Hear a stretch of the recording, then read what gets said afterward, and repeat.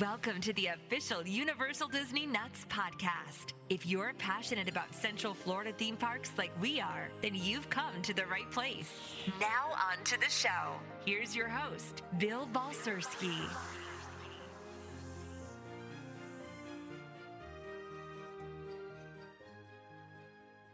UDN Live, I am Bill, your host.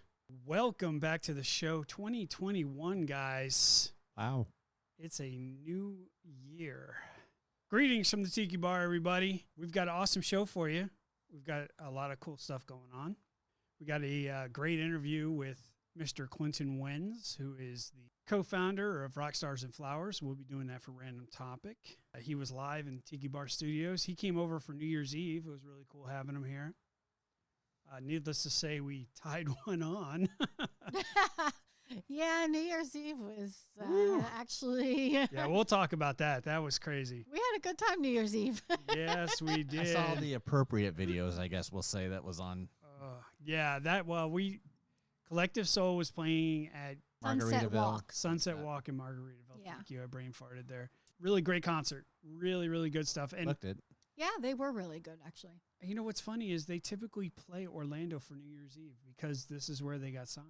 Mm-hmm. True. So they're very fond of Orlando and want to be part of it. So dogs are barking in the background. So we're back at the Tiki Bar, everybody. It's a nice day. Yeah, the familiar noises. Exactly. Yeah, it's starting to get a little cool, but outside of that, it's fairly nice. Yeah.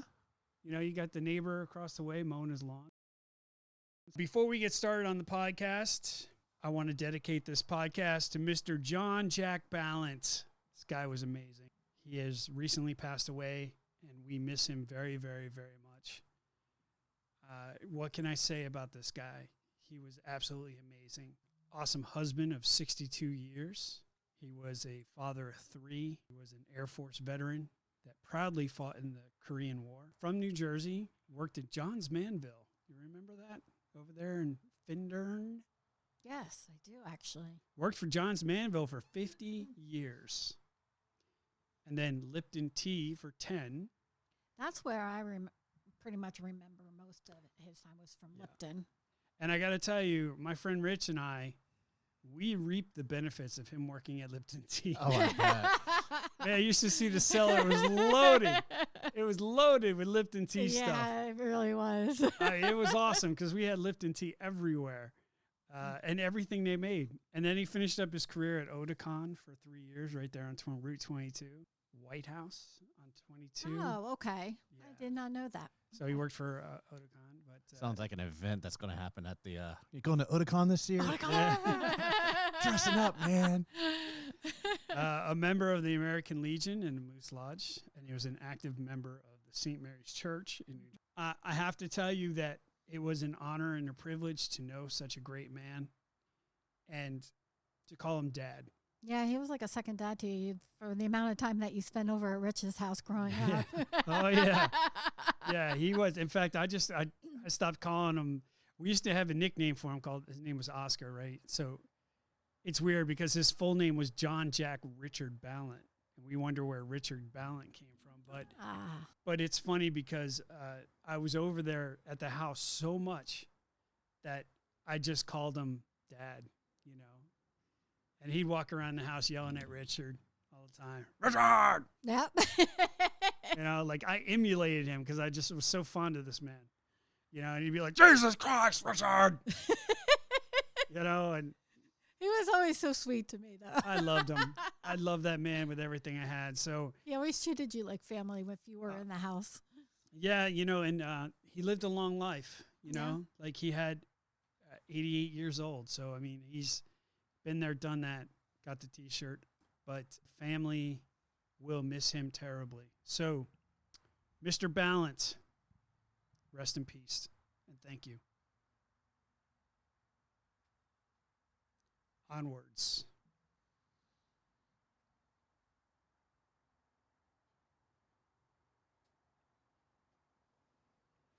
New year, 2021.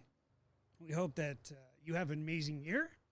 On the behalf of UDN, we wish you a very happy and healthy. Lots to talk about. Parks are busy. Yes. Starting to go a A little bit slower, luckily. It's not Yeah. as insane. Do you guys think that was just for the holidays, or do you think like this is the way it's going to be from here on out? I think a majority of that had to do with the holidays. Yeah, because holidays, especially before the holidays, I was a little bit surprised. The week between Christmas and New Year's, yeah, you couldn't pay me to be in any of the parks, literally. Yeah. Yeah, it was pretty crazy. And you also have to realize that even though like January 1st was what on a Thursday, Friday, I don't Thursday. remember, Thursday. I You know, a worked. lot of people didn't go back to work until Monday the 4th, Must be nice 5th, people. whatever it was. Right? You know, so everybody was still off that weekend. So the holidays really got kind of extended. Yeah, and we had a chance to spend some time New Year's Eve out there. We originally had dinner plans when my friend Clint was here to go to Twosomes. Yes. Hashtag choke yourself. I was on there and it said for tonight, and I said yes. So we were unable to attend Twosomes. Not even a milkshake? Not even a No. milkshake. You should have seen that place. Epic fail. And this was Indeed. and this was like 9 o'clock at night. The place was a madhouse. It's always a 2-hour Yeah. wait. Well, no, this you only could have Yeah, reservations because of the reservations. So for those of you who don't know, we had reservations for Toothsomes because my friend was down. We were going to take him to Toothsomes and get him some milkshakes. And we had thought we made reservations for that Saturday, the 2nd. And we actually made reservations for the 3rd. Sunday the 3rd. And we did not know that until we actually got into the place. So Mm-hmm. We went to go check in, and she was like, your reservation's not till tomorrow, guys. And they couldn't do anything for you? Oh, God, no. No. God, no. The line wrapped all the way around Hard Rock, man. It was crazy. it was insane. Sad. Hey, And there, that was just to check in for your reservation. My ride's here. ladies and gentlemen, Dave Indy's ride is passing by. They found you. They found you. That's pretty good. Gotta go. Got to go. Got to go. John Doe. John Doe. Run, Bueller, run. For those of you who don't know, we Won't get far in broadcast. flip-flops. Flip-flops and sweatpants. I am not going far. No. We broadcast live outside at a tiki bar. So if you hear traffic and you hear ambulances going by or planes going by or Dogs or kids. dogs or kids or whatever, we're actually broadcasting outside. So Come on, Bears. with that being said, We should be seeing cubs in the next month or two, They're not mine. it's a true story. because we did have Mama Bear. I call her Roly Poly because she was getting really she was big. round. She was big, bro. So we should probably be seeing like a cub or two either this month or next month. So Sweet. yay. Not to get off topic, back to New Year's because we're literally 9 minutes into this podcast and the wheels are falling off. So Squirrel. squirrel, Welcome to 2021. right? It didn't take long to derail. So Clint came down, hung out. We did New Year's Eve at Margaritaville Resort, Orlando. Mhm. Collective Soul was playing. It was an amazing concert. Everybody did a very good job with social distancing and wearing their masks. The bars were packed. Everything was good. It was busy, but it wasn't that busy. We were able to get into the VIP section, which was very cool. Yeah, because And all of the other sections behind us filled in. filled in pretty good. Yeah. Yeah. And so the VIP section We were had their own fortunate. bars. Like it was really, really nice. Mhm. So, and then we went to City Walk because we were the next day. He's never had Voodoo Donuts. So, duh. Like we're going to have to give him Voodoo Donuts. So we had tried to go to Twosomes, and we all know how that ended. Epic fail. So we wound up going to Margaritaville and sitting over there by the plane. Yeah, How's that? sitting on the outside. Yeah. How's that view? Stop staring at my cat like that, Indy. Cat's facing you. So we wound up going to Margaritaville, which was nice because the bar was open right by the plane there at that little alcove, and we had dinner there, which was really cool. Nice. And we were able to get a table and everything. But the amount of people coming out of Universal, especially Islands of Adventure, Yeah, because literally parks had to were walk open past until us. 10 o'clock that night. God, it was like a mayhem. You Mhm. know, Oh, and we yeah. just sat there and people watched. You know what I mean? It was crazy. It was absolutely nuts. Oh yeah, the parks, like I said, were just madhouses. Mm-hmm. I Yeah, saw yeah. pictures from today and with everything, and even like on Christmas Day, that morning, and today, like day and night compared to the Yeah. last couple of days where they've just been back to back. Well, at everybody capacity. was back to normal Normal. this week. They're back to work. They're back home from their vacations and everything else. So Yep. Yeah. It was a very interesting time for New Year's Eve. On to other news. Disney has announced the popular Sorcerers of Magic Kingdom card game is coming to an end sad. this month. Almost 8 years of operation in Walt Disney World. It's due to the decrease of the demand for the game, but of course, duh. I mean, COVID. I was You don't gonna have a lot of say, that's people. probably Lack of people, lack of players. Huh? I wonder how that works.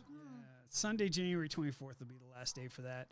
So Yes. everybody go to the Magic Kingdom, get to do the Sorcerer's Magic, and maybe they won't take it away. Well, you because could still get your your daily card picks. You Yeah, know I was what I gonna say, mean? collect The- those that's cards. say until the end of the month, right? Yeah, you could still get the packs. So, I mean, People be selling them on eBay. yep, big time. The Sorcerers of Magic Kingdom debuted in the park in 2012, February. I'm sure they'll come up with something even better. You know, like who knows?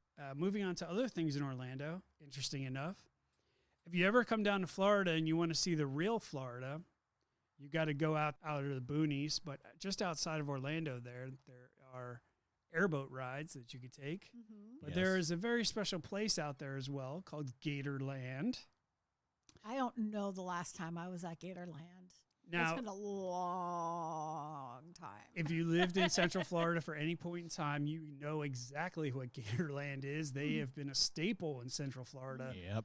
for decades on decades on decades. I was We're gonna say, talking, my parents took my brother and I there on vacation when we came down. I'm I thinking mid 50s they opened. I have an aunt who would rather go to Gatorland than Disney World. Anytime she comes down, Really? she's like, I can't stand Disney. I want to go to Gatorland. Yeah, I swear. big time. Maybe we should take a day trip to Gatorland. And they have a very special event going on for the month of January. If you are a Florida resident, $9.99 tickets, That's really good. $10 to get you in the door at Gatorland. That works. And do you Yeah. see that one gator they have? He's like 20 something feet long or something like that. Yeah, they've got some big suckers big over boy. there. I haven't been there Oh, since oh. the company I used to work for years ago. Even with Jen, we installed the train ride there.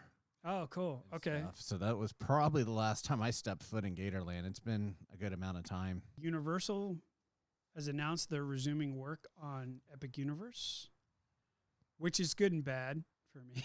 Yeah. I'm sure it's just the groundwork to lay down everything. Yeah, they got to get the admin offices up, and that's in a totally different area than where the park is. So it doesn't surprise me that they've restarted work again. Originally, it was only supposed to take a couple years, right? They were talking like 2023. Yeah. But now, because of COVID and everything else, we're looking at 2025 easily. The new fountain is up at Epcot. Have you seen the pictures of this thing? I I have. have. I can't wait to see it in Wow. person. I'm glad it's back though. because I remember what it looked like when it first, opened. Yeah. My God, that looks cool with the But- lights yeah. bouncing off it Yeah. and everything else. Like, wow. Yeah. Excited to go back and see it. Looks very cool. It's ready to give the park a very fresh look. Mhm. I think the combination of that new fountain plus the new stuff for Spaceship Earth Mhm. plus everything that's going on in Future World, once they get all that stuff done, not like we need a whole lot of motivation not to go to Epcot. All right. But once they get this stuff done, it's like, hey, listen, just you could take the rest of the parks off my annual pass. We're just going to Epcot. So, Do you have Speak for just an yourself. Epcot pass? They do. It's an Epcot after 4 pass. Isn't Yeah. It? Yeah. well, what's interesting is a lot of people don't like Epcot, which is strange. I think Epcot is wonderful. I Over- like Epcot. It's grown on me over the years. Like when I obviously little, I didn't care, but they didn't have really rides back then when it first Yeah, came around. I think now a lot of it's people probably my with favorite. like younger kids and stuff don't really prefer Epcot because, I mean, compared to what it is now, Oh, compared to yeah. what it was. Oh, it's mean, night and day between yeah. the two. It was boring as hell when you were a small child. Well, Well, yeah. open no, in it the was 80s. great when Horizons and Body Wars and everything else was there and open, but But I toured it when it was being built, so mhm. you know. Yeah, I think Epcot lost lost the touch of the children and became more of an adult park. Adult, yeah. And I think that's why we gravitate towards it, mainly for the tiki torches. But we, But now maybe with the Moana water feature going in, and is it the Yes. Horizons, the old Horizons building? The one that they were using for the The festival. Play Center. Play Yeah, Plaza. Yeah. Yeah. It's going to be a Life. lot of like hands-on like, That. kid activities, interactive Eventually- Right. activities. Yeah, and stuff for eventually kids. Guardians will be there for their Yeah. coaster Mhm. ride.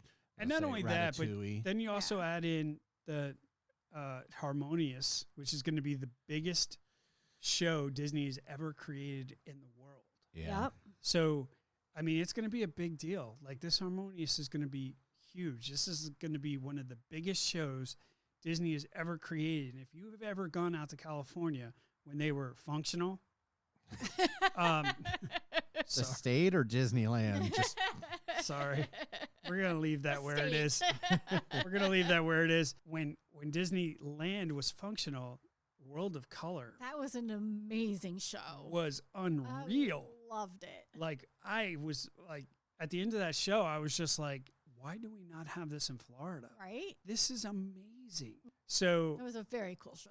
and now well, they're not using it. They can send it on over. Right. Right? let's go ahead and send that down to the functioning Disney park. We're looking forward to Harmonious. I think it's going to be amazing. Yeah, they've already started moving barges into place, Yep. much to some people's consternation, but that's a whole nother topic Yeah, because that's all right. We're not people going can't there. be happy apparently. No, people can't be happy at all. Yeah, and I got to laugh how Universal kind of Tear dogged on them with that Yeah. post. We tried that I once saw on that City post. Walk. Oh, God. Nothing like kicking the can. Nothing like rattling the cage, poking the Right? bear. Oh, Universal's gosh, good at people. doing that for Disney. Oh, God. It's It'll always be ridiculous. tit for tat. Oh, absolutely. Yeah, it's never going to end, bro. Last but not least, the biggest news. Yeah, my turn. Jesus, people, their microphones. Stop hitting them. We're not hitting them. They're falling on their own. Oh, No, that was my me. I went to itch God. my nose. Oh. I'll own that one. Last but not least, if David, Indy, and Tanya will stop beating up their microphones, was the biggest news of the parks was last week, Universal. Now, this isn't actually an old case. This was a couple years Yes. ago, but now it's just starting to get to the courts. So that's the reason why this is getting hardcore. But The rabbit hole. the rabbit hole, indeed. So the family, there is a family that is suing Universal after a situation that happened on Kong. Now, Jose Caldron Arana, if I'm saying Don't look that at right. me. I got nothing. Yeah, so the family of Jose is suing Universal because Jose went on Skull Island Reign of Kong. Okay. And apparently, I don't know whether he had a pre-existing condition or what, but I believe so. he had a heart attack. They're calling it a cardiovascular incident, Okay. which I think falls under the whole Heart attack. heart attack right after the ride. Now, apparently the ride was too intense for him Okay. and he had a heart problem. But the issue is the warning signs for Kong. Now, I don't know when the last time you were on that ride, but that's a rough ride. Like that, you get thrown around a lot. Most of it is screened, though. There's only a few places gonna where the say. wheels actually kind of tilt back and forth, we'll say. Yeah, when Kong So- and the When they start wrestling around. And Yeah. all that. Yeah. So I went on Kong with my neck issues, and I did not bode well. It's a violent ride, let's be honest. yeah, it does throw you around a little bit. Okay, and if you had a heart condition and you went on that and you weren't ready for what they're throwing at you, I could see how that would introduce something Yeah. because you're all stressed out, you're all freaking out, you don't know what's happening to you, and then all of a sudden now you have heart problems. I mean, he got out of the ride and like dropped. So, unfortunately, Jose passed away from the incident, and the family is suing Universal because the warning signs for the ride were not in Spanish, and apparently Jose cannot read or understand English. Or the pictures that are there that, I was going to Show it. say they have pictures showing yeah. what conditions you have that you shouldn't be riding. Correct. I But mean, those the pictures words are worldwide. the words were not in Spanish.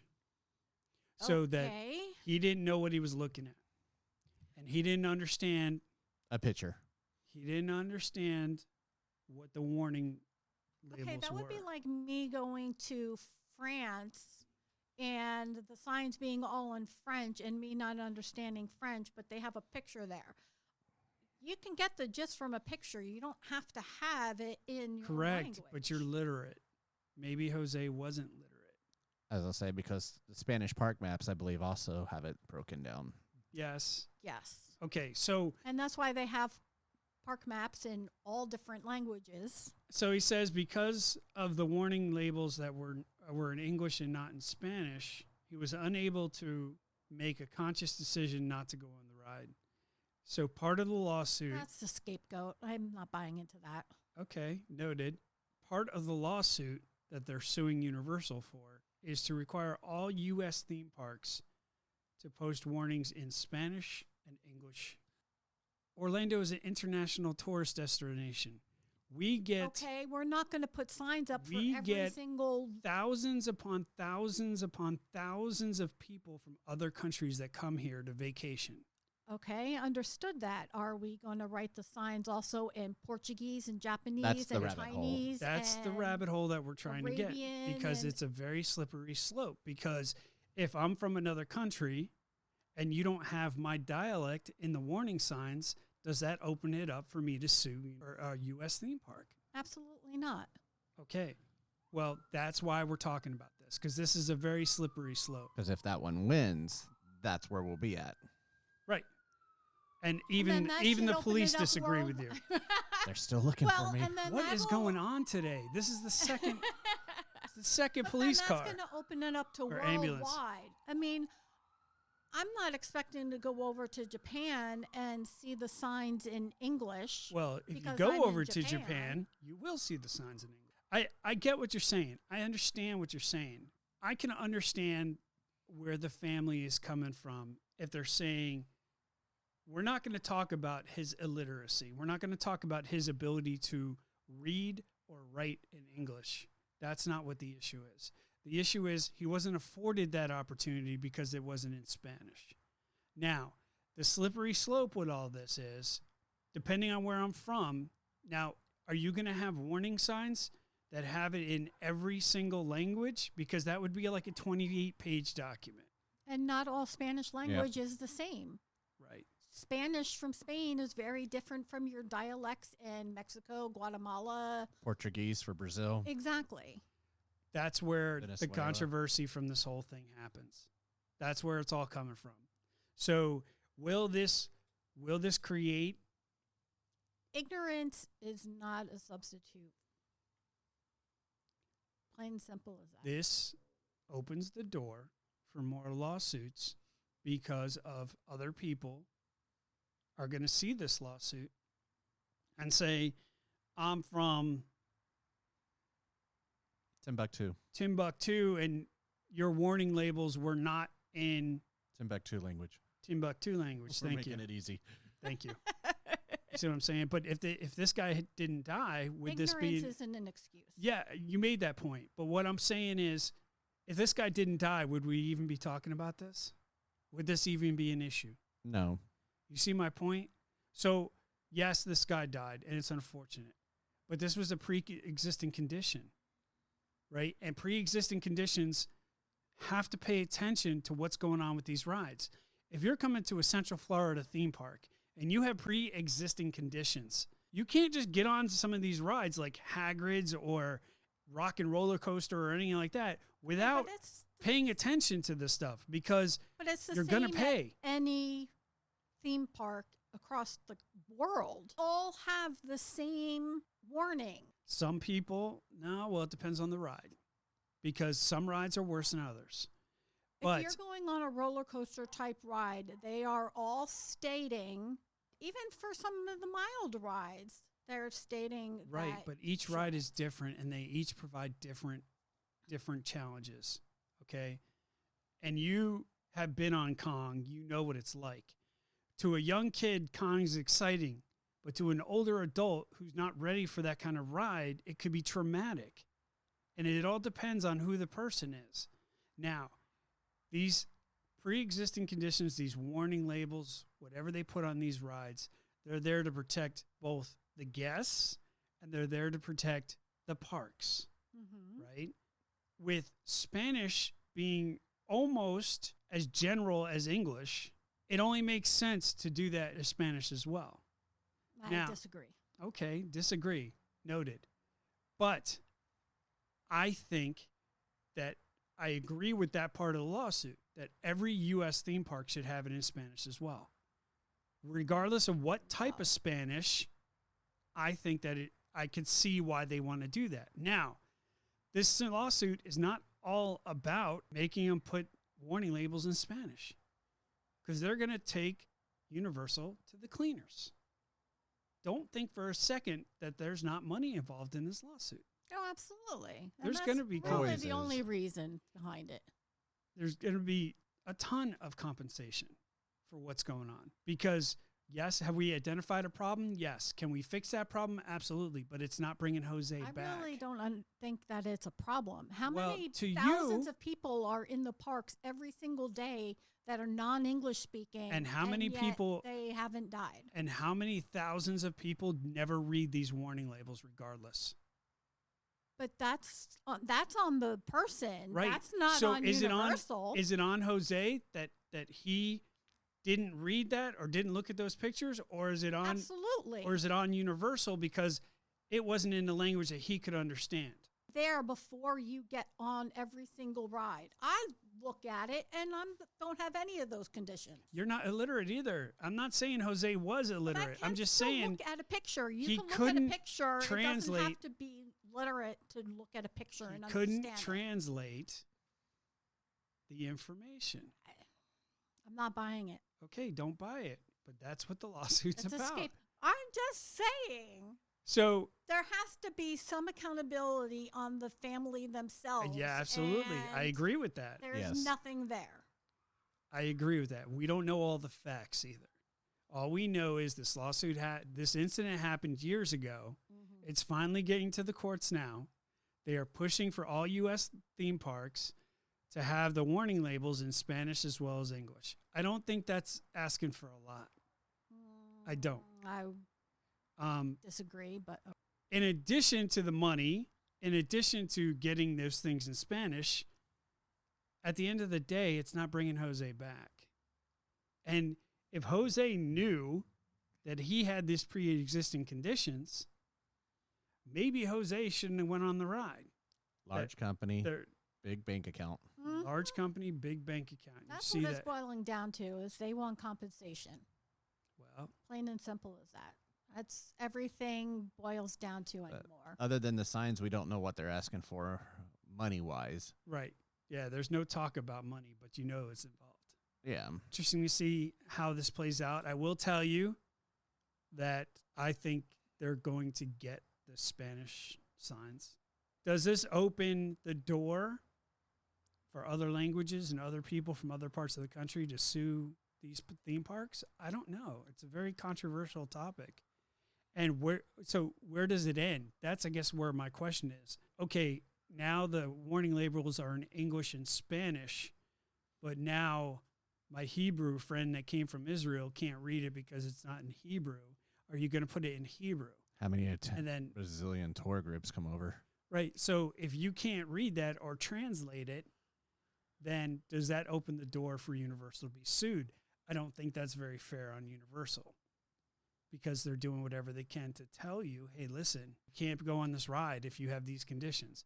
But who pays attention to that? You know what I mean? You make it easy. You put it right up at the front, kind of like the little height sign that is in front of islands. Put it in every little language, just breaking it down, and then also explaining what the pictures mean. That way, if you see the pictures at this ride, it's A, B, C, or D. Well, speaking of slippery slopes, ladies and gentlemen, Mr. Dave Indy with your Universal news. Not sure how to take that one. So definitely things that, like I said, are starting to quiet back down for Universal. To kind of give you an idea how slow it's quieting it down, as of today, they've drained the lake for maintenance on the Cinematic Spectacular. You can now see the fountains and all that. Wow. So kind of, yeah. Was kind of surprised to see it how quickly they've lowered the water level. So Yeah, they could pump that completely dry and do what they got to do. So. oh yeah, it doesn't take long for them to do that. I just don't know where the water goes. I guess out to waste management, not my problem. There's a lake behind Universal. That's true. There's the ones over by Aventura and Yeah, stuff. they'll just pump it back in. Just didn't know how full those were currently. Yep. So besides that going on, starting to see a lot of videos and photos coming out of Japan. I'm going to jump across the pond, I guess we'll call it for now, or don't know what Japan calls it. England calls it the pond. Konnichiwa. Yes, it's a little bit more than just a pond to Japan, though. That's halfway around the world. So Well, it's a little bit more of a jump of a pond from us to England too, England, but they too. call it a pond. yeah, So- the Atlantic Ocean is technically the pond. Yeah, So for those that didn't know. But definitely kind of cool to see the videos and photos coming out, even though it doesn't officially open until the 4th of February. Say, I know they're doing tech and soft kind of rehearsals. There's been actually guests in there. They actually had a ride through someone did of Yoshi's POV. Very slow moving ride. Most of them have been automatically pulled. I got lucky to find a guy that actually had him up giving a little bit of commentary and then bits and pieces of like when they were inside areas other than the loading and unloading. So it was kind of neat to see how that would be, and possible enhancements I've heard may come to the U.S. on that one. Also, there's a commercial right now on the Osaka area TV station, which features Mario Kart. Seen that on Twitter. That was kind of cool to see kind of how that one's going to interact and everything. So that's a ride I can't wait to actually see make its way over here. Trying to read my notes in my blindness. Big milestone hit for the upcoming year. Beijing has now completed all the major construction for the new park. wow, cool. Yeah. Awesome. Which was their goal. Basically, it's still set for a 2021 opening sometime this year. Rumor is possibly spring. I was gonna say, I think that was the last thing we heard. Yeah, was it's spring, possibly wasn't it? spring. They don't have an official time frame other than just sometime this year. I think they're just going to play it and see how everything goes. Oh, true. If parks are open over there, then they're going to open it. But I'm excited to see that one. Lots of great photos. Posted a couple of sites that I follow that I don't know how they're taking them inside the park left and right, but they guess they don't really restrict the use of cameras during construction. Drones, maybe. Oh no, these are people just- taking pictures like from me to okay. you. Wow. Inside of, the Kung Fu Panda, right inside.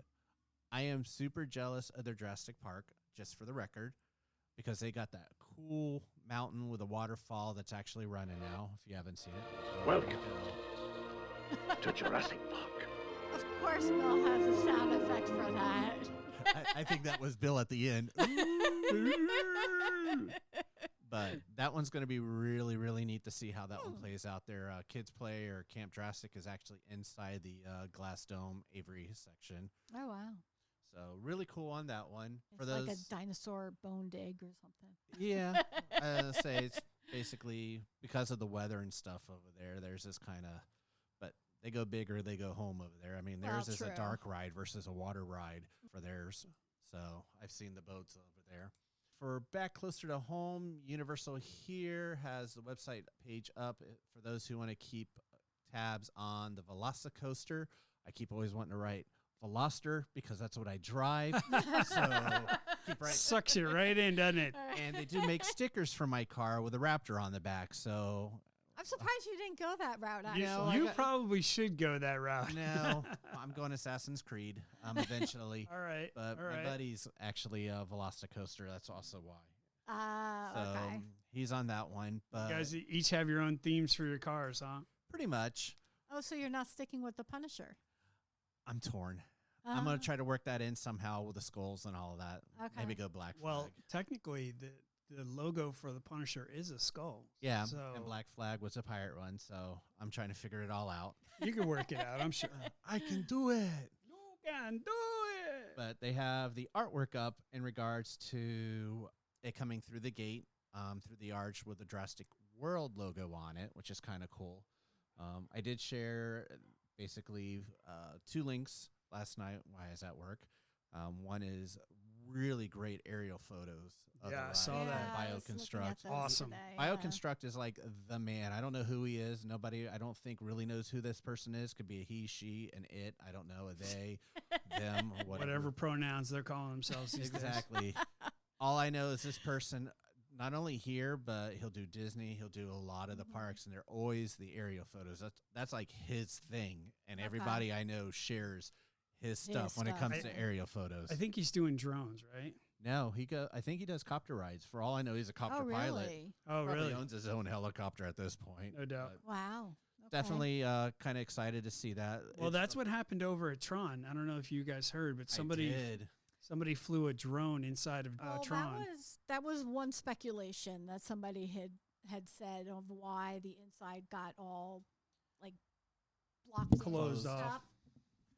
I know. I don't know. I'm sorry. I use my hands, and this should be wrapped around the other way. I got Bubble wrap. I got both Dave and Tanya brand new mics for the new podcast for the new year, and they seem to be so angry at these new mics We're not angry that at the they feel mics. like they It's- need to beat them up while we're on this podcast. It's slightly not the larger actual- than the last one, so like I'm trying to position. Are you just trying to break them in? Like, what are you guys doing right now? No, it's not the actual mics. It's the Screen. covering the mics. I'm gonna get you guys the socks that go over the mics, There we so go. that this way we ain't got. Really, this arm should be on the other side so I don't hit it when I'm making my hand movements. and Well, you stuff. cannot do your hand movements. Have you just met me? Oh Christ! You're on your own on that one. Sorry, You Dave. married me.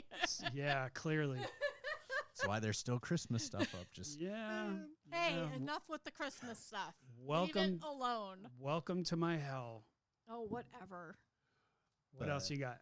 But like I said, the trains are posted out there. Also, I posted one of a close-up of the train, so you can kind of really zoom in Yeah, I saw on that. it and kind of get a good view of the seats, the seat covers and stuff. I actually put some on my phone to show you, but I got it. Didn't mean to activate it out there as well. I am so excited for this new, just to see this roller coaster. But unfortunately, I am not going was to be gonna able say, to ride it. You're not going I'll be to. questionable on it, but I definitely want to see it with I'll be people able on to. it. I'd love to see the queue area and all that when it's done. As I get Just the theming. the death glare. Mhm.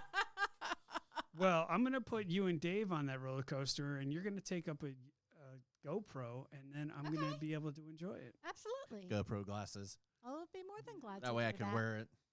But let's see. Continuing around right next door to it, reusable Harry Potter bags are now for sale. $3 for small, $5 for medium. No discounts are allowed to be used to purchase the bags, but they really look cool. They're kind of blue with the gold writing on those. Well, they finally caught up to Disney's reusable bags. Yeah. Now, they had reusable bags They- for a while. They did, just- but I think Potter being Potter, they have to get the sign off from J.K. Rowling. Yeah. Work out what she True. agrees and disagrees with. And that's her baby. Good point. So I feel like I'm just like working my way around IOA. Also, another thing we posted was a really cool concept for Zelda ride. I'd love to see that come to I be, saw that. yeah, from a ground boat ride, like Small World, into a flying ride, back into a boat ride at the end. Yep. So we'd love to see that, but that's not unfortunately going to happen. But I just want to touch it. Well, they are talking about the concept bringing it to Orlando, so Yeah. it'd be cool to have a new ride. You know what I mean? Outside of the Well, Velocicoaster. What's going to happen is that, and the thing is they're monitoring how the current Mario Land goes, and then Donkey Kong Coaster will probably be next to be added, like for Japan on that one. And don't be surprised if all this stuff winds up in Epic Universe. Oh, it will. That's why originally it was supposed to go where the Kids Zone is, and everyone says Kids Zone is cursed because I was amazed on how much. That wasn't us. That was the cat. That was awesome. Yeah, I was waiting for that. I was just like, man, sooner or later that cat's going to get. Ladies Yeah. and gentlemen, Kona tried to jump up onto the bar and was not successful. Took out the can, though. Oh, that was entertaining. Ladies and gentlemen, if you could have seen the Yeah, wait until we start recording live on YouTube. The look and on the yeah, cat's you would have face. gotten The that. look on the cat's face was like, "Oh shit, Even- I'm not gonna make this." Simba came over like, Poor what'd you do? Kona. Like, are you all right, dude? Yeah. You all right, bro? But, That was Kona. hilarious. but yeah, no, they eventually want to have kind of like Potter is with Fantastic Beasts is supposed to go in Epic. They're supposed to put a little bit of Nintendo in each of the parks, but they just want to gauge how the reaction's going to be. So Got it. fingers crossed, heading to possible rumors at this time. Bill's favorite, Hotel Sapphire, may be closed until the spring, Damn it. is what I've heard as a possibility. Sorry, babe. Yeah. No mention. Why has it got to be Sapphire? Why can't you close at Aventura or some? It is closed. Aventura is closed. Well, you get the point. Like, close everything else down. Open Sapphire. They just reopened Portofino Bay not long ago. They just literally closed. For those, not trying to confuse you, but Endless Summer is two hotels, two sister hotels. You have Dockside and Surfside. So a lot of people get confused on that, especially when they were getting moved from Endless Summer to put into Endless Summer because of closing on that one. By They got Endless other Summer. reasons. Yeah. Dockside was where Wet n Wild's parking lot is. Surfside, which is a little bit sunnier and brighter. I like the darker colors in Dockside, but Surfside is where the water park actually was on that one. So Dockside is open now. Surfside just closed. Don't see that probably opening depending on crowds. Again, Aventura, don't see that opening. And you would think that they would open it with the amount of people that are in the parks, but I think both Universal and Disney recognize that this is a holiday thing. And Yeah, and there's a they're lot gonna of go back. Disney hotels that are, I mean, they're very spaced out. Like there's Yeah. a couple opening in the spring, and then there's some And in that's like what- June, and then And that's what they're October, probably and- looking at yeah. right now. They're watching the whole what everything's going on, and then also crowd levels. If the need's there, they'll open it. And we've got a vaccine coming, so maybe this whole Corona thing starts settling down. Yeah. And the Definitely. park attendants, when Corona first broke out and we were able to go, I mean, it was a ghost town. We loved it Yeah. because It was nice. we could walk Oh, right yeah. onto a ride. But you remember prior to COVID, Other than Rise of the Resistance, apparently. Yeah, exactly. don't even get me started, bro. Ugh. But then, the days before COVID, Mhm. you're looking at, 240-minute waits. Right. Like Definitely. Yeah. So. But speaking of bringing some crowds in, do y'all remember the Florida resident buy a day, get until December 24th free ticket that's already expired? Yes. Yes. If you happen to have that ticket, you may be getting an email with a promo code to use online, or I'm being told now to possibly call in. You can now still use that ticket to upgrade to an annual pass and pay the difference on the pass type you want. Wow.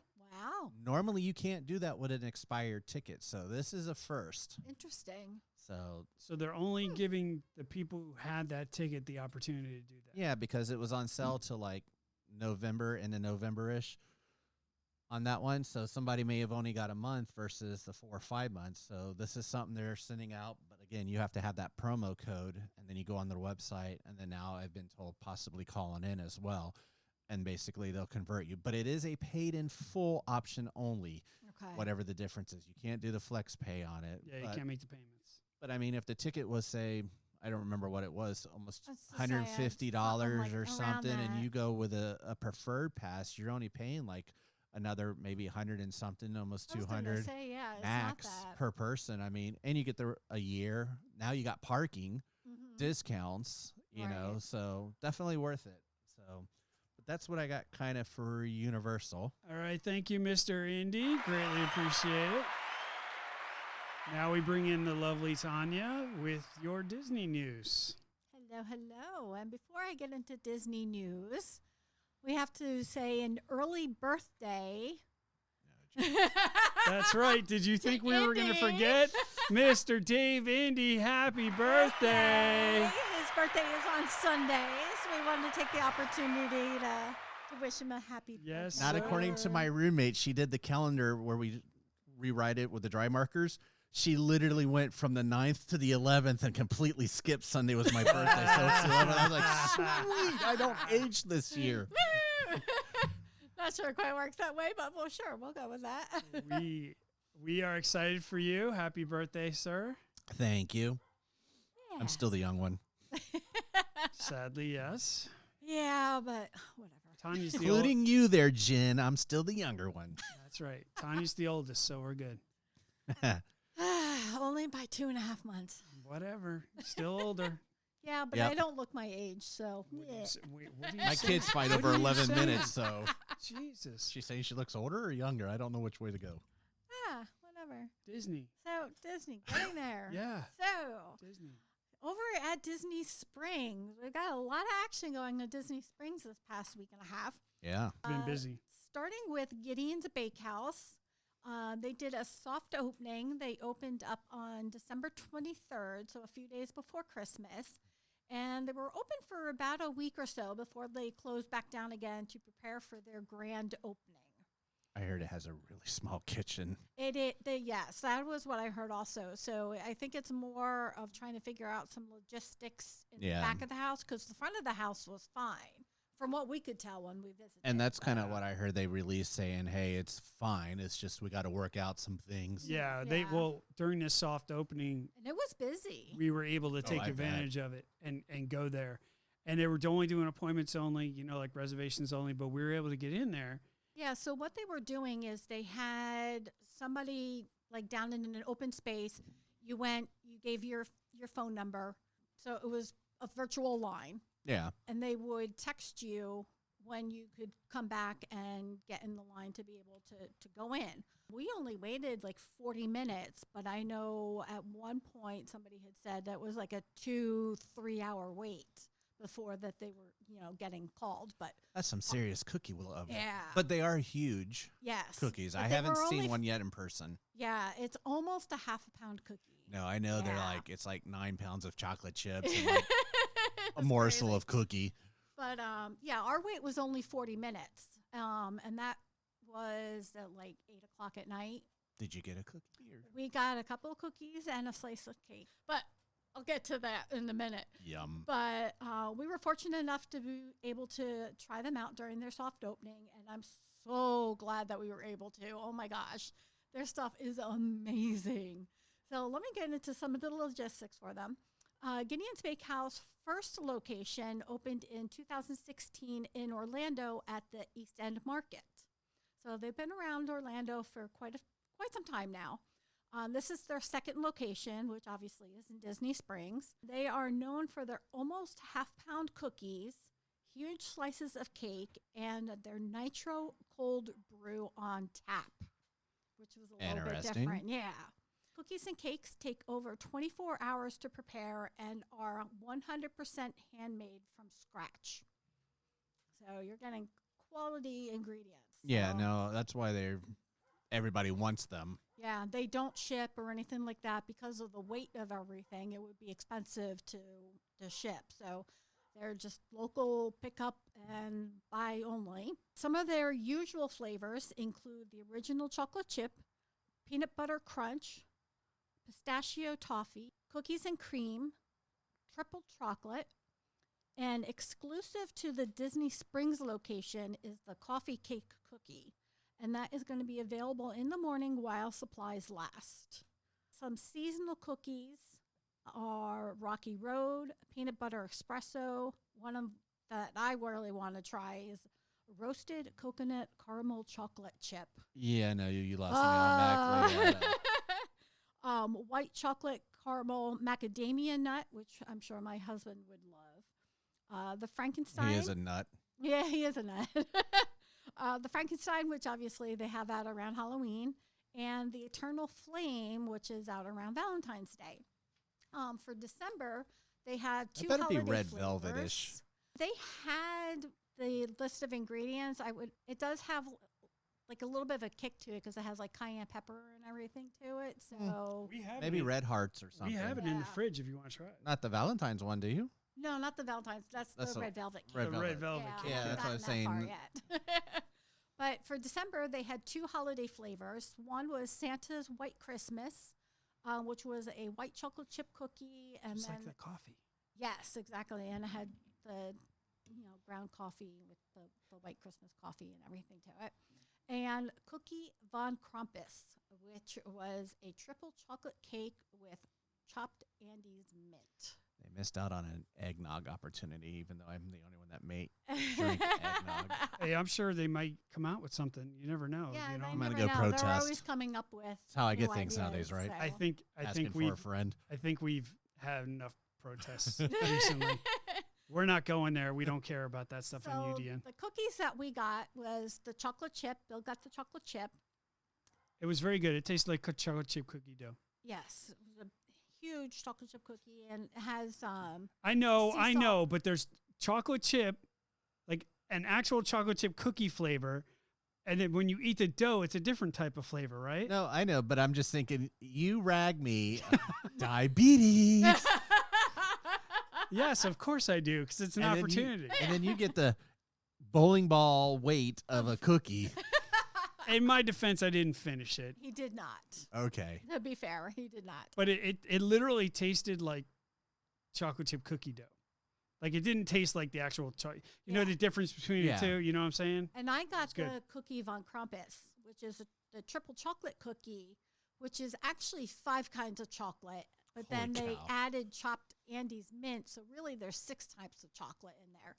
And to be honest, because one of the ingredients is like a chocolate ganache, so the cookie is more almost like a brownie. Lead weight, I think she was Oh what my she was God. looking No, for. and I had to cut it in half and cut it in quarters, and it lasted me 4 days because I ate like a quarter each day. It was heavy, dude. It was I'm going to carry big. one of those around in a twisted tea in the other hand. I am set. The cookies, you're limited to 6 per customer. So, but if you figure that's almost like 3 pounds of cookie. The cake slices are 3 layers and all of the buttercream. It's like buttercream, buttercream, buttercream. Cream. They're huge, bro. They're definitely big enough to share. They offer true red velvet. It is a buttermilk-based cake layered with thick cream cheese frosting and lined with their double-baked candied walnuts. Hmm. It was delicious. Oh my gosh. It was wow. Pretty good. It was Yeah. pretty good. All I Yeah. hear is sugar overload. Yeah, it was very sweet. The candied walnuts were really good. That would really offset it. They also have a daily chocolate cake. It rotates each day of the week. Peanut butter cup to Andes mint cookies and cream. So you always have to kind of go and see what chocolate they have that day. There's also a secret slice, which is randomly released. And the only way to find out what that secret slice flavor is you have to follow them on either Facebook or Instagram. Either. Shush. Either. Ugh, Neither. I hate both of you. Follow them on Facebook or Instagram. Once announced, you have to give them the special promoted password to attain a slice. It is not advertised in the shop. And obviously, there's always they're extra limited, and you're limited to 1 per customer. Wow. The brown dog jumps over the gray fence. Show me the PlayStation So 5. one of these days, I have to like pay attention and go in and ask for the secret slice. Follow them. Yeah, Definitely I worth do. going to check out if you are at Disney Springs. Make sure when they reopen Mhm. that find your way in there. Very Harry Potter-ish feel inside. Yeah, Oh, it's you kind had of me. like a cross of like Haunted Mansion and Harry Harry Potter. Potter with Jasmine Beckett Griffith, who is an artist, and actually a lot of her work is going to be featured at the Festival of the Arts. She's I gonna be here literally this just talked to weekend. her on Facebook too. Yeah. She's actually going to be live at Epcot this weekend signing Very cool. stuff in her art. Yes. But a lot of the paintings in there reminded me a lot of her work with, the big eyes. And truth stuff be like told, that. I wouldn't be surprised if she had something to do with it. Possibly. But when you walk in, the first thing, Haunted Mansion / Harry Potter. Harry Potter field, yeah. It's it's- very it's cool. very There's weird. Makes me obviously wonder what all the original one artwork. looks like. Yeah, I've never been in the original, so I don't know if there's any comparison or, they're similar or whatnot. But we are definitely going to have to try and check them out. The cookies are $6 each. The cake slices are $9 each. And they also have a selection of T-shirts, pins, and a coffee cake cookie candle available. So Coffee lots of good cake. stuff's coming out of there. Also at Disney Springs, Everglazed Donuts and Cold Brew opened yesterday. Their hours of operation are 9 a.m. until 10 p.m. And the offerings, obviously we haven't gotten there yet, but once we do, we will report back to you. Offerings range from the new classics, which are $4.50, like a classic glaze, chocolate iced, fruity pebbles, vanilla cake. They also have donut holes, which is a 12 count for $5. The Funky Bunch is what they're calling these donuts. They're $5.50, and they include such as Mound's Coconut Dream, Cinnamon Toast Crunch, which is right up my husband's alley. Love that stuff, dude. Oreo Surprise. They also have sandwiches, which range from $6 to $13. So they have like a grilled cheese, which obviously has lots of cheese on a griddled sweet bun. Is that what's on a grilled cheese? Yeah, I know, right? Go figure. Awkward. And then they also have the donut burger, which is 2 patties, American no. cheese, ketchup, mayo, lettuce, tomato, and B&B pickles. They have fries, cold brew, and coffee.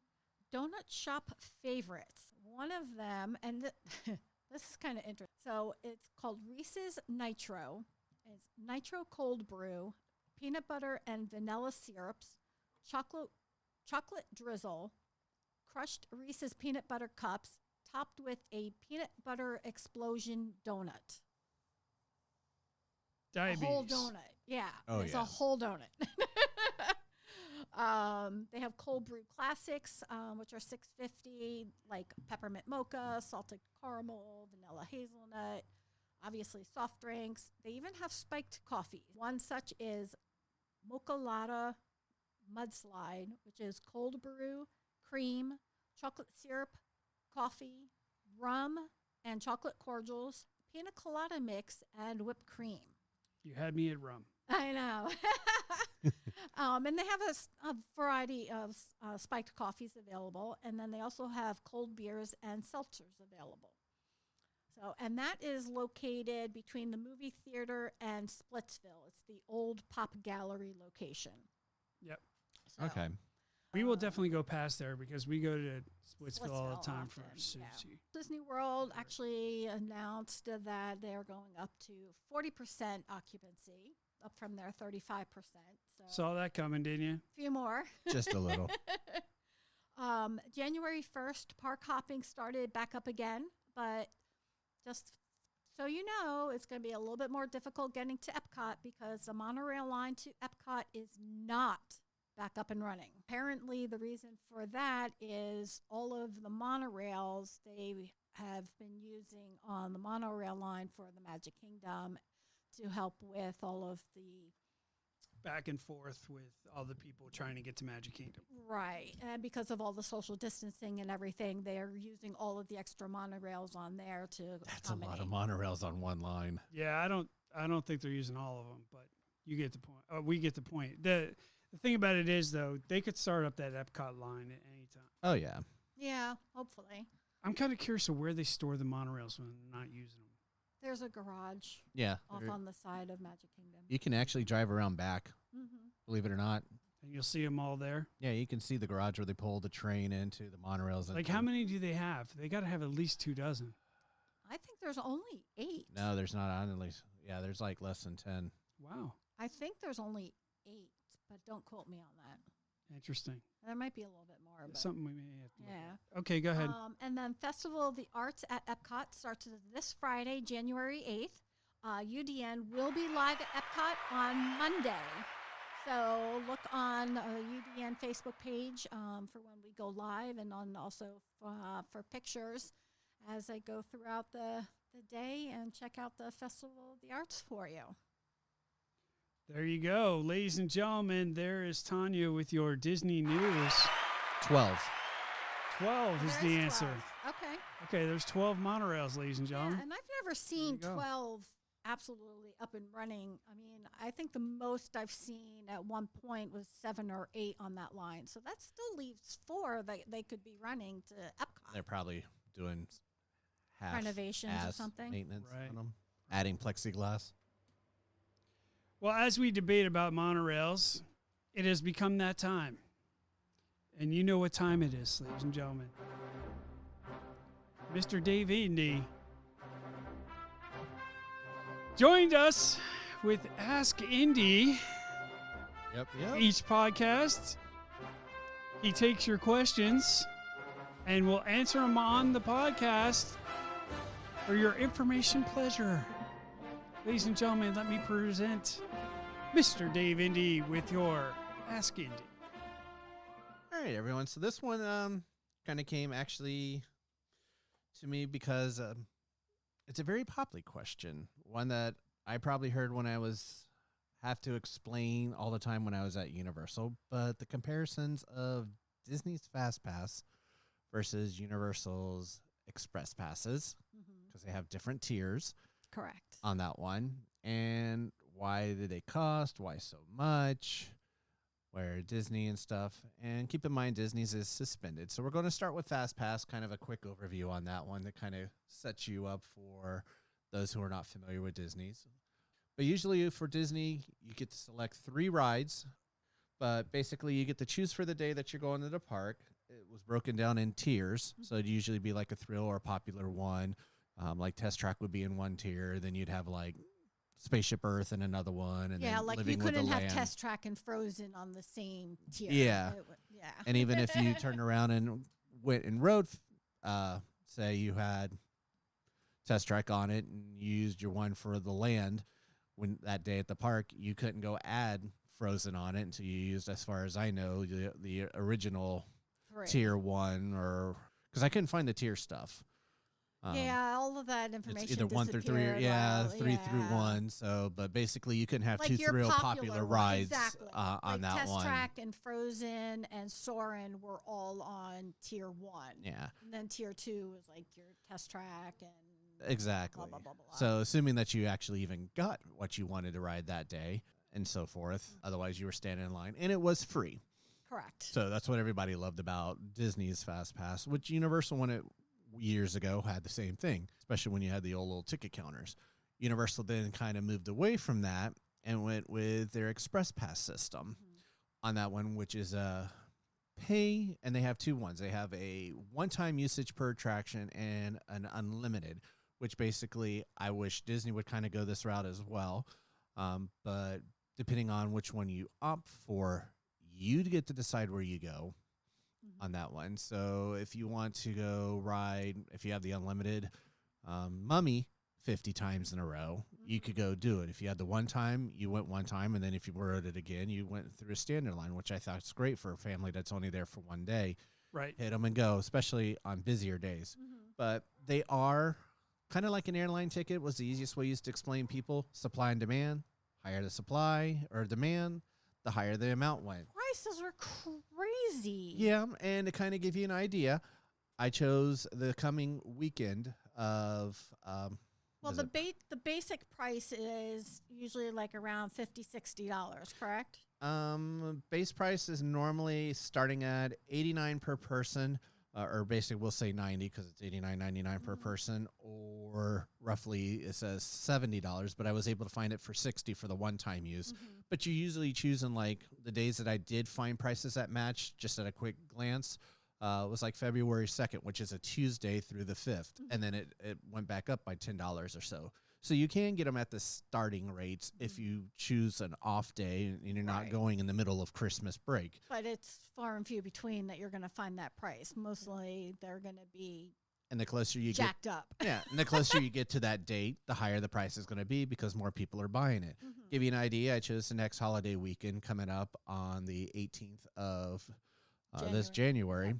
Basically, the current price for the Express for the unlimited, and I'm doing it off of 2 parks, is going to be $200 per person. That's on top of your ticket price. That's crazy. If you do, Who would be willing to pay that? you would be They surprised. sell out. They sell like out. during the Christmas time, Which- they sold out of those passes. Which I'm That's going to ridiculous. give a slight tip on that one here in a minute for people. And if you decided to do the one or the unlimited on the 17th, it's $160 per person. So slightly cheaper on that Sunday. Which it's still a holiday Oh, yeah. weekend. So Exactly. You're but paying a whole nother ticket price. Saturdays Yeah. are busy. One-time use for that Saturday, the 16th, $170 per person, or on the 17th, $130. Again, one ride per attraction at participating rides. Haggard's does not participate for people Right. because it's still new and popular and shiny. But that's to give you an idea on a holiday one. I quickly wrote down again for the dates of even Christmas. I went and chose the 27th and the 28th being the crazy time of year, which is 354 days till basically that date. 352 the Christmas bill. Yeah? Just for How you. exciting. Just for you, Bill. Let's restart that clock. You can leave your stuff up, save you some time. Yes. Yeah, no. But the Express Pass already starting as of right now for the unlimited for the 27th was $190 for the 27th and the 28th of December, and the one-time use was $160 for either one of those days. And you know, as you get closer, those prices are going to Oh, yeah. skyrocket. Oh, because they're easily this gonna Christmas go. it was like almost $300. Yes, it happens. It's incredible. Halloween Horror Nights is even the worst. Halloween Horror Nights, as I attack the Again. mic. Jesus, That's people. because I didn't set it up. You know what I'm going to do? I'm just going to put like a plastic shield in front of your mics with a little hole. There you go. And that's it. That's all you guys can do. No, I like the idea of the cover going over the mic. As I Sock. Oh, God, people. For also people, if you're there, they do sometimes have a release after 4 p.m. that they don't really fully advertise on that one. So if you get there later in the day or something, you can basically hit them up, try to see if you can get one of the discounted prices for later in that day, assuming that they didn't sell out. Or even if they did, they may have availability based on the number of people out. But again, if you're coming down to stay, and again, everything was based on a two people, Royal Pacific, if you decide, and you need a hotel to stay anyways, Royal Pacific for 2 adults, basically, you're looking at $250 for the night of staying the 15th, checking out the 16th on that one for Florida residents, and then $388 for a non-Florida resident for those same dates of February 15th and 16th on that one. That's before parking, before taxes on it. And then, unfortunately, I also did the night of the 16th, checking out the 17th, just to get a comparison like I did with the prices of the Express. Florida resident, they didn't have any unless you are a baller like Bill, and then you can get the one-bedroom suite of $883. A baller like Bill. Then you get the living room and then the King Club room. Maybe if I was single, bro, but I'm married. There's no baller left. She takes all my money. It's the first 3 letters of your last name, right? Yeah.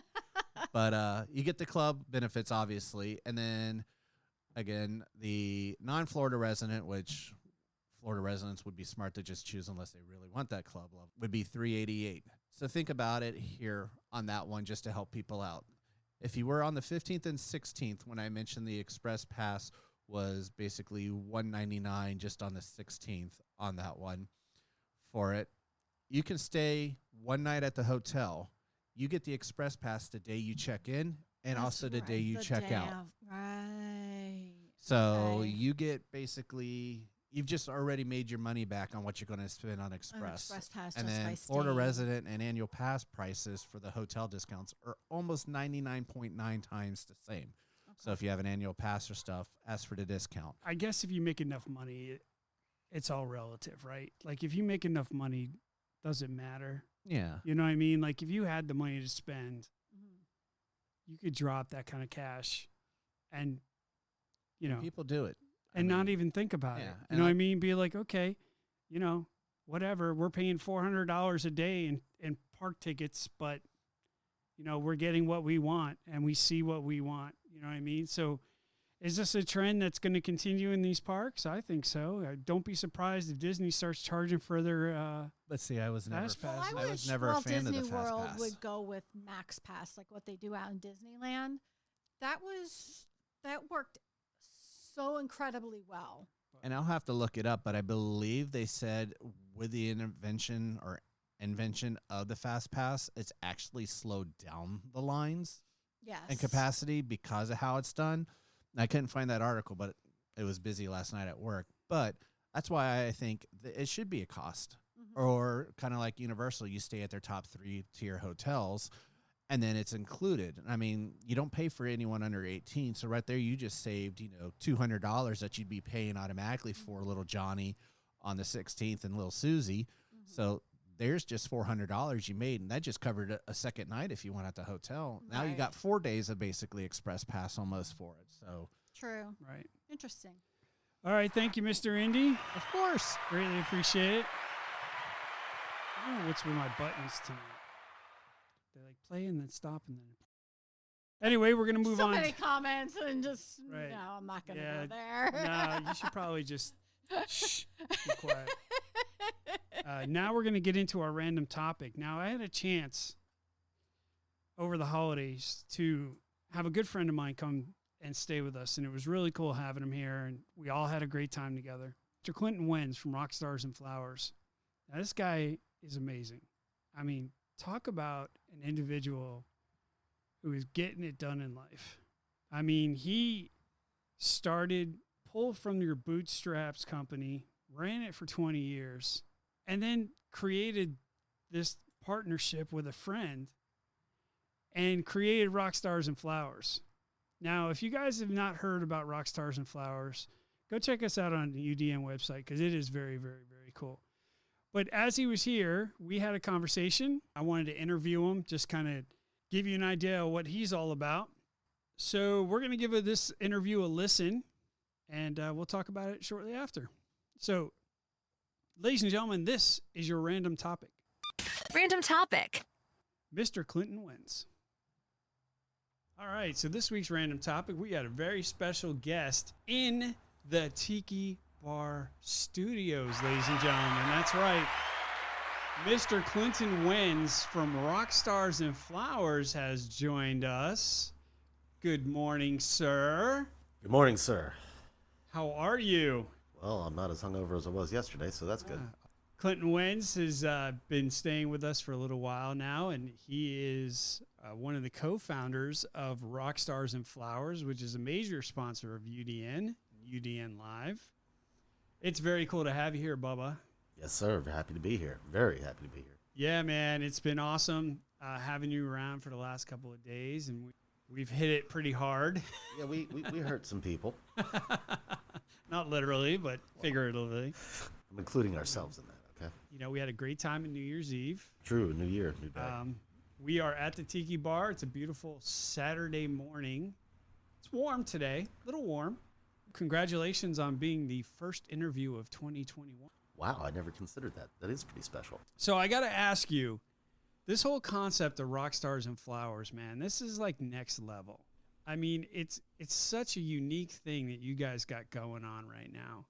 For those of you who don't know, Rock Stars and Flowers is a very small group of artists who take images of rock stars and hand paint them onto canvas, and then you guys put your own little touch onto it, right? Like, go Yeah. into that for me. Like, how did you guys get to that concept? Well, Sebastian and I met probably 3 years ago, maybe. And we had wanted to do a project together, and we just hadn't. And after about a year or so, we just did one, and it never stopped. We kept going. The concept originally was Sebastian's idea, but I love it. It's a specific point of purpose. We have rock stars and flowers, and that's what we do. It doesn't necessarily have to be musicians. It could be captains of their industry, somebody who's awesome. We've done models, we've done sports, we've done everything. I know we talked briefly that you guys were trying to dip your toe into the world of Disney and Universal, try to do some characters. But that didn't Well, really we have work out. people asking, and we're not afraid to give a shot. Right. That's not our focus. And, you know, Universal and Disney, they're so cutthroat on protecting their copyrights. It'd be Well, hard either to- way, like I said, it's a rock star. So if Chewbacca's a rock star, Well, theoretically, in it my could- head, it could- Chewbacca's a rock star. I don't know. We'll see. It's interesting where our art goes. Yeah, it's very cool. And if you haven't seen what these guys do, Go check them out on their Facebook page. Facebook page, Rock Stars and Flowers. Rock Stars and Flowers. And I hear there's an Instagram coming, yes. Yeah, we're trying to work on that. Shout it's out gonna to be nice. Sebastian. He's actually in Miami right now. He's in Miami right now? Right now in Miami, yeah. What? Okay, that's awesome. Have a mojito for us, brother. What was your first painting? The first project we did was a Jimi Hendrix. We took an illustration that he had worked on, and we reversed it, added flowers, add dimensions. We had the concept of trying to do layers with acrylic and different things. And that first project is become one of the most people gravitate to. It's really interesting. It's pretty iconic. And you also did a Jimi Hendrix with, it was like 3D. This is the one you're talking about, right? The 3D one where you had Yes.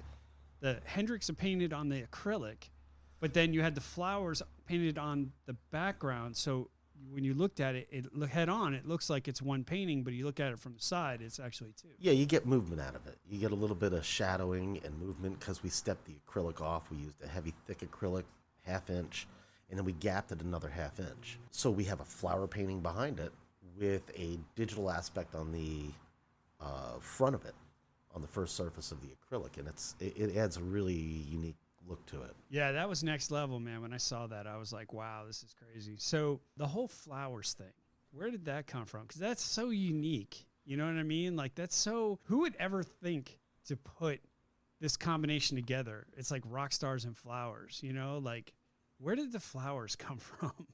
Well, we talked about it, and it's every room is better with your favorite rock star or flowers in it. Simple enough. That's a great point, man. Every room is better with flowers or your favorite rock star. That's Put them actually together. pretty It's a good. win-win. And people have an option.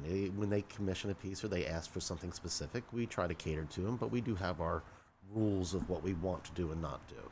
What goes into picking a particular artist, and what goes into like the color of the flowers behind it? Is it like a cerebral thing, or is it something you just flat out ask, what do you want? No, most of the time it's more organic. Okay. One of the things is that we choose the image. So if you wanted a Jimmy Buffett, you're not going to give me the picture. We're going to find our own picture. Right. Because not every picture works with the style that we're trying to do. Kona joins the interview here at the Tiki Bar. Kona's trying to make a friend. That's interesting, though. So you guys have got to pick a picture that kind of falls into how you guys paint, right? Yeah, we It's do got a to lot be of flat. pre-production before we actually paint. We do a lot of work before there's ever a brush put to anything. And yeah, we do paint on canvas, but most of the time not. Paint on recycled, recovered materials such as plywood.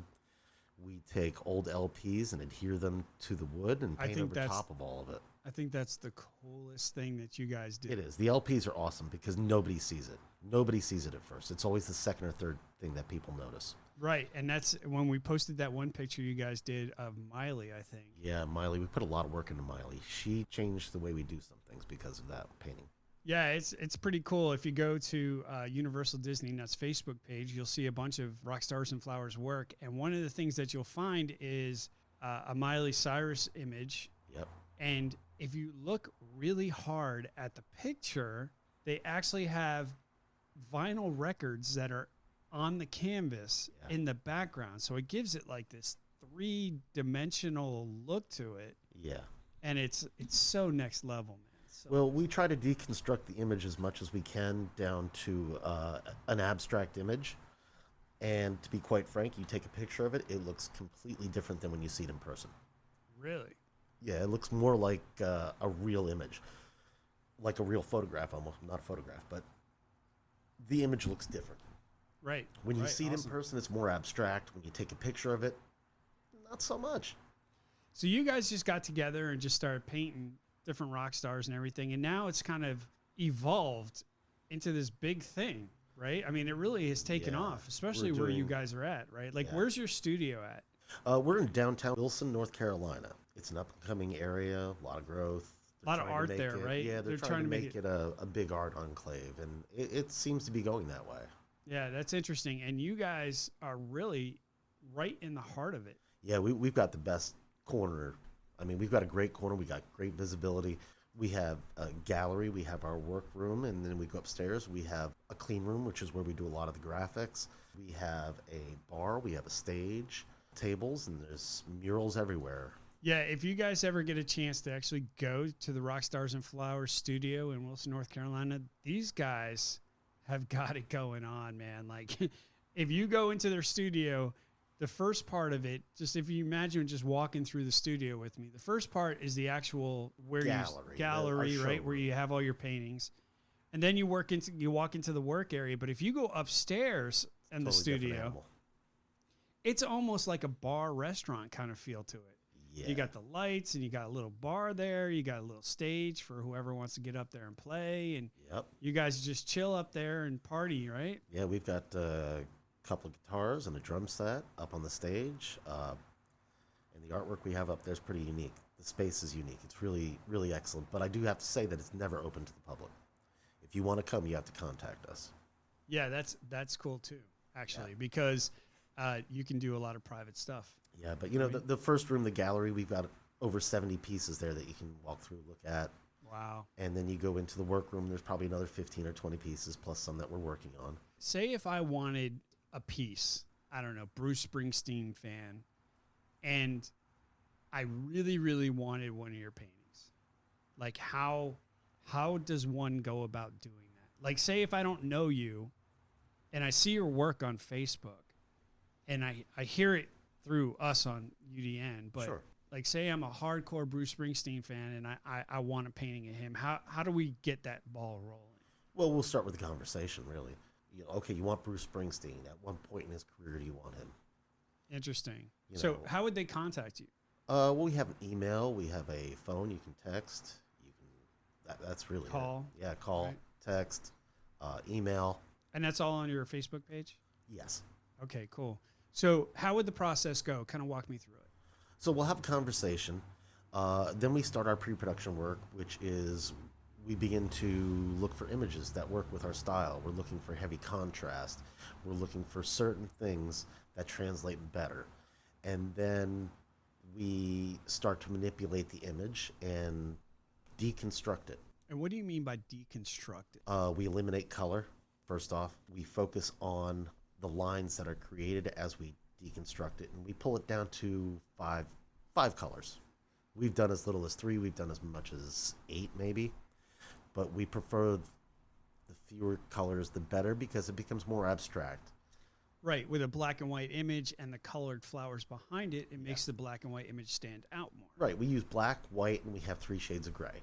So it's not just a bunch of artists just slapping paint onto a canvas. I mean, you guys really get into this as far as the concepts and the way that the picture is. So it's truly a custom paint. It's 100% custom. You know, texture is important to us. The shades, the lines, the shadows. Essentially, we're painting shadows. I love the edges, the hard lines, the jagged parts that shouldn't really be there. It's a unique process that we go through, and what's different is that we work on the same painting at the same time.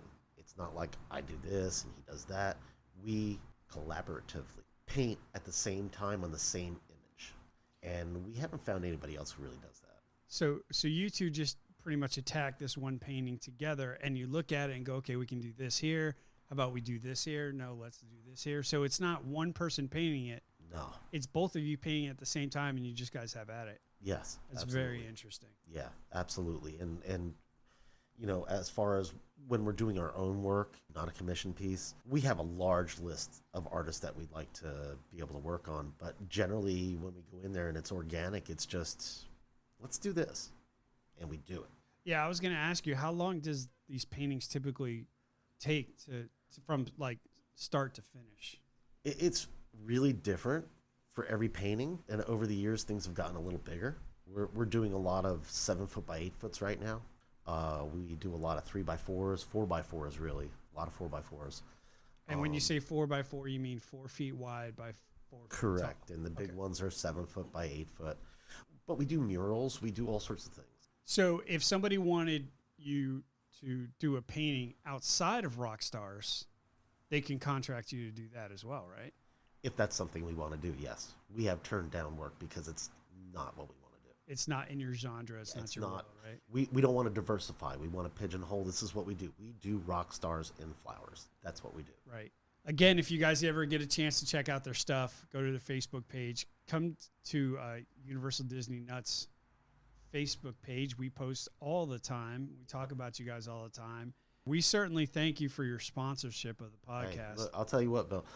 If somebody contacts you and wants to see our work, they will have personal invitation and they will get 25% off of whatever they want. Outstanding. Ladies and gentlemen, if you are interested in getting this stuff done, now's your time. I mean, yeah, we just finished Christmas, but the stuff that these guys do is amazing. And if you tell them you're from UDN, you're going to get that 25%. stuff. 25% off. That's amazing. Thank you so much for doing that. Absolutely. And just a warning, most of our customers don't get one. Yes. It's like a tattoo, right? You just don't get one. We had talked on the last podcast about your Beatles thing going on. Yeah, we're doing some Beatles. Yeah, post-Beatles. And you also got hired on. This is very interesting. You also got hired on by the Jimi Hendrix Foundation That's correct. They contacted us. to do some work. Yeah, they contacted us to produce a piece of work. They sent us all the knickknacks that are left at his grave. They sent us 3 boxes of stuff. Wow. Guitar picks from well-known bands, drumsticks, jewelry, clothing, all sorts of That's things. amazing. That people just go to his gravesite and they leave it there, and they have to pick it up now and again because it's a lot of stuff. Right, because otherwise you'd never find the grave, right? It'd just be a bunch of stuff. It'd just be a pile of stuff. So they sent us 3 boxes of stuff, and we took that stuff and we created our original piece, basically. We redid it, but we used guitar picks for all the flowers. Wow. We used the plexiglass. We closed it in. We did some things different, but it's really unique. And what's best is that they're going to take this piece of work and they're going to auction it off for music education in the Seattle area. That's awesome. If you guys haven't seen that picture, we'll post it here on UDN here shortly. And you guys also do murals, right? Like on the side of a building. Like I've Yes. heard you guys are actually doing full like high-rise building of your rock stars and flowers, right? Yes. We're going to take our signature piece and we're going to blow it up to about 30 feet tall. My God, man! Like how do you get that done? Like that? We're pretty confident we could do it in a weekend, or at least have the first draft in a weekend. My God, you guys are rolling. You know, Like, that just seems like a lot of work to me. everybody looks at painting and says, oh, it's a very cerebral, a very personal thing. Well, for us, it's more like flexing our muscles. We go out there and we just hammer it. Right, but I mean, you guys are both Very well experienced. very We experienced. like to say that we have 70 years of painting experience between us. Yeah, absolutely. So, And I mean, we play off each other. We know how to make things happen for each other. And Right. That's how we're able to work together. the whole thing about the concept that's really cool that I think is that it's so original and so unique that I can really see this whole thing taking off, and I guess my question is, where do you guys see yourself in like 5 years? Do you guys see yourself? We don't look at it that way. So you guys don't envision your company growing and you guys having multiple artists and you guys doing stuff all around the world? Or is it you're just kind of, this is more of a hobby, It's side been more hustle of kind of thing? a personal journey for the both of us, I think. We have over 70 pieces of work. We've probably sold about 20, and we're trying to create an undeniable amount of work that nobody can say. Because some of what we do is a little controversial. Some of the ways we do the production is a little controversial, but it's tools, and we work well, and we know what we're doing. Sure. And we could do it without those tools. It's things we've done forever. Now, I remember several artists that you guys have done. Yeah. Annie Lennox, Yes, that was sold too. that one came out really well. Miley was a big one. Miley really changed the way that we produce some of the work. Yes. And you also do stuff in memoriam too, right? Like because Eddie Van Halen passed away this year, Yeah. which was a major blow to a lot of people. Yeah, And- Sebastian. It really hurt Sebastian actually with him being a musician too. He was really bent out of shape. Yeah, I can only imagine. And so doing Eddie was an emotional thing for him. Yeah, we did a 7 foot by 8 foot Eddie. It's pretty great. We Yeah. haven't added the flowers into it yet, but we don't finish every piece that we do. We do an 80-20 because that 20 takes as long as the 80 does. Yeah, because when you're fine tuning, Right. it, then that's a whole nother thing. Right. So if somebody wants something, they can have it as is, or we can put more time into it. It's whatever folks care for. We kind of like the rough look, but again, it's what the customer feels, what they want, what they like. Right. Otherwise, like Eddie Van Halen wasn't commissioned. That was just we wanted to do it. Right, to honor Eddie, right? Yeah, absolutely. And you've done a couple other stuff like sports stars too, right? Yeah, we've done Tyson. We've done Muhammad Ali, which is fantastic, by the way. Yeah, that came out really, Muhammad really Ali good. is really, really good. We just did Maradona, Argentinian soccer star. He just passed away. Yeah, I saw that one. That one came out nice too. Yeah, so we've done sport. We did a giant Kobe Bryant. Yeah, really nice. Purple and yellow flowers, great stuff. Yeah, really, really Hidden cool. flowers, actually. So we painted yellow flowers on the yellow, and we painted purple flowers in the purple. Yeah, and if you're a big time sports fan, if you wanted to get something of your favorite sports guy Absolutely. or gal, Yes. certainly can contact you guys. Well, that's cool, man. I really thank you for coming out to the Tiki Bar and just kind of doing this with me. Oh, yeah, I'm happy to. Chit chat. Glad I was able to get here. Yeah, big time. With the whole coronavirus and everything else, we have to take our precautions, but we have, and we enjoyed New Year's, and we certainly enjoyed having you. So with us at UDN, it seems like a strange concept that you guys are like one of our big sponsors, but art and Disney and Universal, They go hand in hand. they go hand in hand, and Disney is art. It was created from art. yeah, exactly. The animation from Disney with how he started in creating the mouse and everything else. Yeah. That's really where the strong connection between UDN and Rockstars and Flowers is that animation, art connection that really is the basis to what Disney and Universal is all about. I mean, you look at Harry Potter Yep. and what J.K. Rowling did. Yeah. You look at what Disney did with this whole team of animators creating different characters. Oh, yeah. Stories. Yeah. It was all hand done. Right. Not today, but it was. And the foundation was laid for what we have today in these parks. Oh, absolutely. You know what I mean? And it's people like you guys who have the talent, the ability to produce these amazing artwork that no one else could have even possibly thought of. That is the Imagineers, Yes. the creators, the trendsetters that are in these parks doing this stuff too. So very cool. So I got to ask you before you go, I got to ask you the famous question because we ask this of all of our interviews. But of course. If you had to pick one park, or Universal Orlando and Disney, which is your favorite, which is not your favorite? Not my favorite would be the Magic Kingdom. Wow. I was not expecting that. So you don't like Magic Kingdom? Now, if you're asking for a favorite, it's certainly not my favorite. Wow. Okay. Yeah. What's the reason behind that? I don't know how I should answer that, but it's too childlike for me. Okay. All right. No, that's fair. That's fair. Okay. So if you had to pick one that you like between Universal and Disney, what would it be? Probably Universal. Yeah. Which park? I could give you a ride. Yeah, please do. Go It's ahead. old school. Yeah. Go for it. Spider-Man. Spider-Man. You like Spider-Man, huh? Yeah, that was awesome. Yeah. Oh, big time.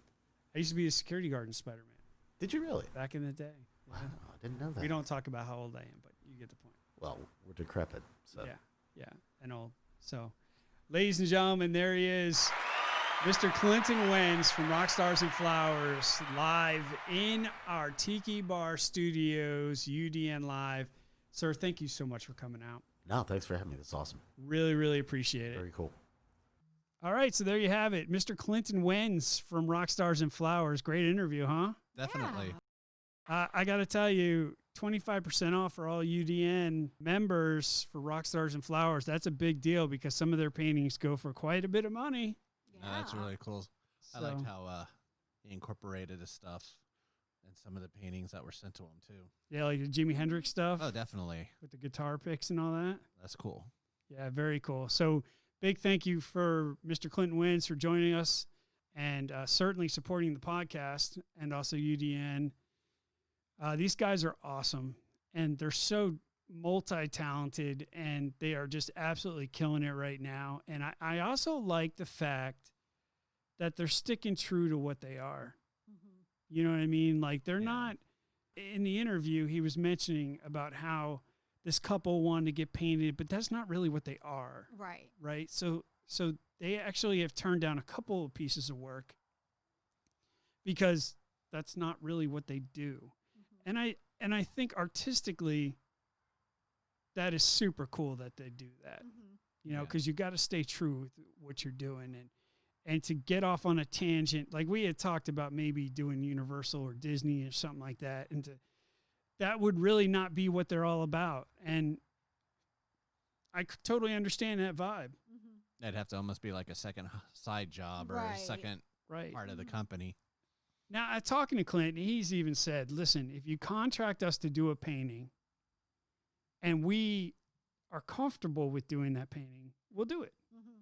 But if we're not comfortable with it or it goes against our values, we're not going to do it. Right. Yeah. So I think that's very cool. And I wish these guys the best of luck. Agreed. And I think they're going to be a big, big thing moving forward. So thank you, Clinton Wentz, for joining us. Thanks, Clint. Yes. All right. So moving on to sponsors. We've got a lot of stuff for 2021. Yeah, there's new merchandise on the UDN marketplace. Unbelievable. Lots of Yes. tiki stuff. I love it. I know, there's some pretty cool stuff on there. There's some new T-shirts on there that are $24.99. Like I like my food Mickey shaped and love you to Disney and back. We've also got a Stitch one on there. Rock, paper, scissors, throat punch, I win. Yeah, that's Tany's favorite. They have the Legend of Hawaii copper tiki mugs. I saw that. Those things are cool. Nice. They are really cool. Yeah, And the very nice. coasters I saw Yeah, too. the leather tiki coaster set. There's a set of 5, and I believe those are on sale right now. And then also the Cinderella pumpkin charm, and I saw that. that works with any of the charm bracelets and stuff out Nice. there. So yeah, Very cool. Ladies and gentlemen, if you didn't have a chance to take advantage of UDN Marketplace over the holidays, do yourself a favor with the new year 2021. Make sure you make it a point to come visit World of UDN/Marketplace. We are killing it right now. Jen's coming out with all new Yeah. products. Yeah, And there's really- a lot of sale stuff. Like the candies are all on sale. The butterscotch hot chocolate or butterbeer hot Butterbeer. chocolate. Yep. I is still on need to drink that. sale. I got it on my counter at home. I was gonna say I have it out on our hot chocolate bar. So if you didn't get a chance to take advantage of UDN Marketplace during the holidays, definitely take advantage of it now. We've got all brand new stuff coming out, and In 2 weeks, big news. coffee. Ladies and gentlemen, if you are a huge coffee fan, we have a big announcement. UDN is coming out with their own coffee. Yeah. It's going to be awesome. I can't wait to try it. It's going to be in multiple ways that you could purchase it. 12-ounce bags, 1-pound bag, 2-pound bags. I mean, they're pods, right? Pods for your Keurig and coffee machines, yeah. right? And we will have that available here very shortly as well. So it's very cool. We have a whole entire, I'd like to call it the Amazon of Disney and Universal, because it's starting to get quite that a selection on there. starting to get that way. So go check out worldofudn.com, click on the marketplace, and enjoy everything that there is on there. We certainly would appreciate your support. Yes. Yeah, we'll have more information on the coffee as it gets closer, but in about 2 weeks we should be having some more information up and available for sale. And even the neighborhood dogs approve. So you're all set. Yeah. Exciting stuff coming down the road. Definitely. So with the park still being busy from the holidays, hopefully things start chilling out just a little bit. But if you're coming down on vacation down here, just know that COVID procedures are still in place. They're still going to be in place. Don't come down here without a mask, because you're not getting in the parks. Even if you've been vaccinated, Still a need to mask wear is a still mask. required. Yes. So just know that. So with that being said, take precautions. Understand that it's busy down here. If you don't feel comfortable being in these parks with a lot of people, then don't come. Okay? But understand that we're slowly getting our parks back. Yes. And we are slowly returning back to normal. Hopefully, 2021 is a good year for us. Yeah, Disney had announced that they were rehiring quite a few people. So Yeah, I saw that's that. a good direction to be Yes. heading in. So People starting to get their jobs back. The vaccine, people are starting to be a little bit safer. Hopefully, the parks will slowly return back to normal. 2021, we got a lot of cool stuff coming down the line. We've got well, you have Harmonious. the 50th anniversary. 50th. 50th starts October 1st. So We got all these festivals coming. We've got all this construction that's finishing up. Like 2021 is set to be an awesome year for Central Florida theme parks. yeah, got lots Without of a stuff. doubt. So if you're in these parks, have fun, be safe, and we'll talk soon. You have been listening to the official Universal Disney Nuts podcast. Please visit our website at worldofudn.com and join us on Facebook, Instagram, and Twitter for all the latest updates, news, and events from your favorite theme parks. See you in 2 weeks.